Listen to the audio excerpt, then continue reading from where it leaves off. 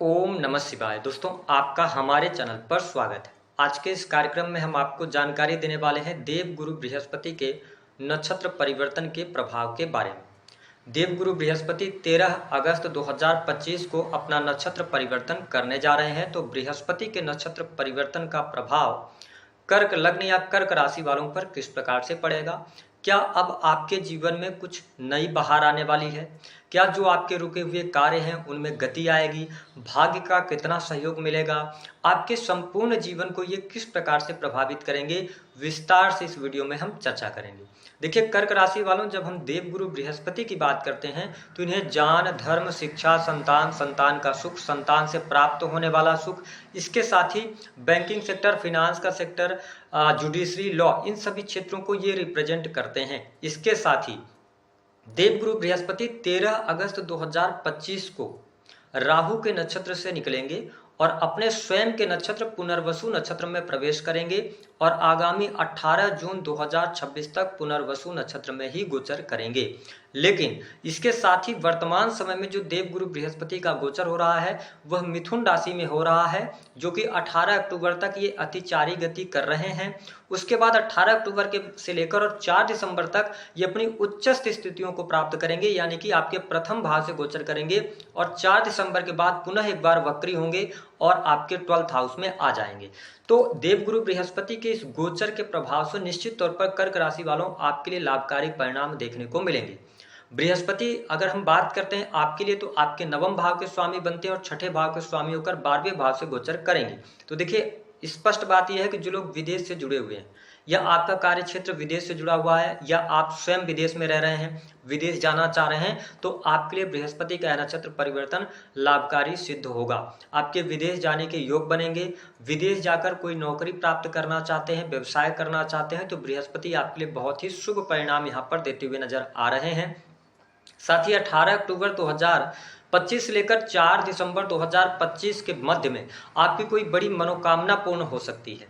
आपको बेहतरीन लाभ प्राप्त होगा। धर्म, अध्यात्म के प्रति बहुत ज़्यादा रुचि आप में जागृत होगी। किसी धर्म गुरु से मिलने का आपको अवसर प्रदान करेंगे यहाँ पर देवगुरु बृहस्पति। साथ ही 12वें भाव में देखिए, बृहस्पति का गोचर अगर देखा जाए तो सामान्य तौर पर अच्छा नहीं माना जाता है, लेकिन बृहस्पति जब अपने स्वयं के नक्षत्र से गोचर कर रहे हैं तो जो लोग हॉस्पिटल के अंदर काम करते हैं उनके लिए अच्छा समय है।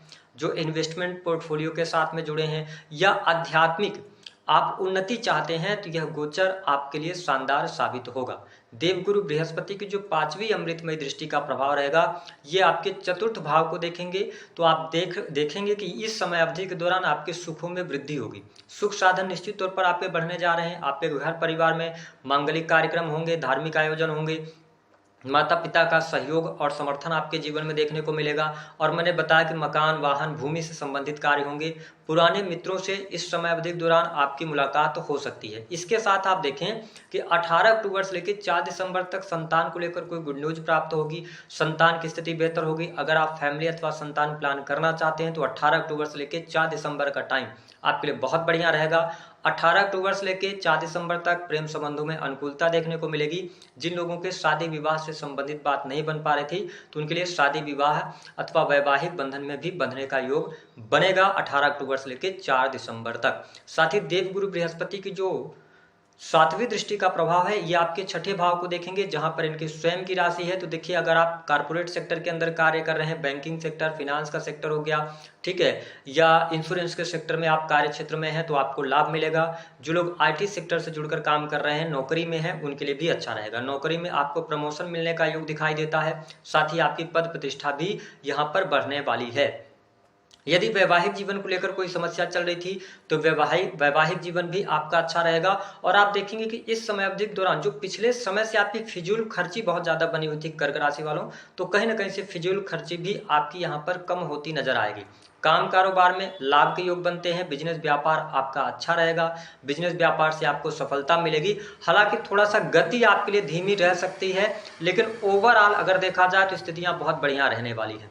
दाम्पत्य सुखों में भी वृद्धि होती नजर आ रही है। इसके साथ ही आप देखें कि जो लोग मैन्युफैक्चरिंग यूनिट का काम करते हैं, इंश्योरेंस अथवा पॉलिसी बेचने का काम करते हैं, साथ ही अगर आप सेक्रेटरी जॉब में हैं, पढ़ाई लिखाई कर रहे हैं, पीएचडी लेवल की पढ़ाई कर रहे हैं, रिसर्च की पढ़ाई कर रहे हैं, तो यह समय अत्यधिक लाभकारी आपके लिए सिद्ध होता नजर आने वाला है। और एक अच्छी बात यह भी रहने वाली है कि जब देवगुरु बृहस्पति 18 अक्टूबर से लेकर 4 दिसंबर तक गोचर करेंगे तो इस समय अवधि के दौरान आपके काम धंधे में बरकत आपको देखने को मिलेगी। कुछ बड़ी डील्स आपके हाथ लग सकती हैं। इसके साथ ही पार्टनरशिप के कुछ मौके आपके सामने निकल कर आने वाले हैं।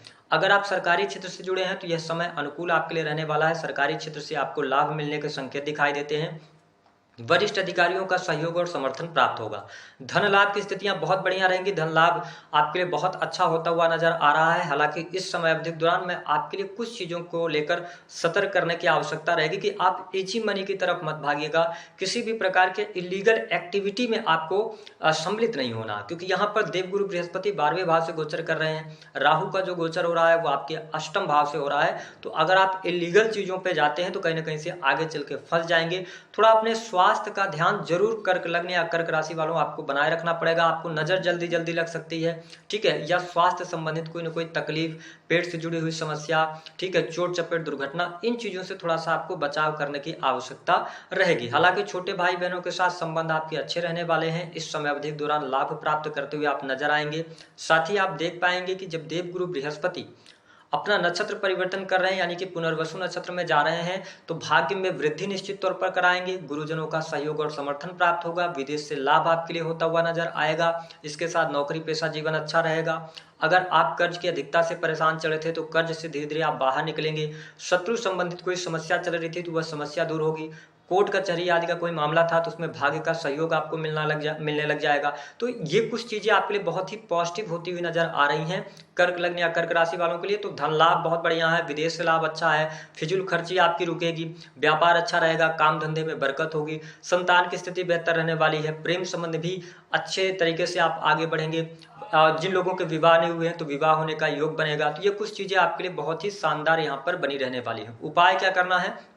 बृहस्पति का उपाय यह रहेगा कि बृहस्पतिवार के दिन आप पीले रंग के वस्त्रों का प्रयोग करें, अपने मस्तक पर हल्दी का टीका लगाएं, ठीक है। इसके साथ ही आप भगवान विष्णु के मंत्रों का जप कर सकते हैं। जीवन में बहुत ज्यादा परेशानी है तो फिर विष्णु सहस्त्र नाम ही सबसे बेहतर उपाय आपके लिए रहेगा।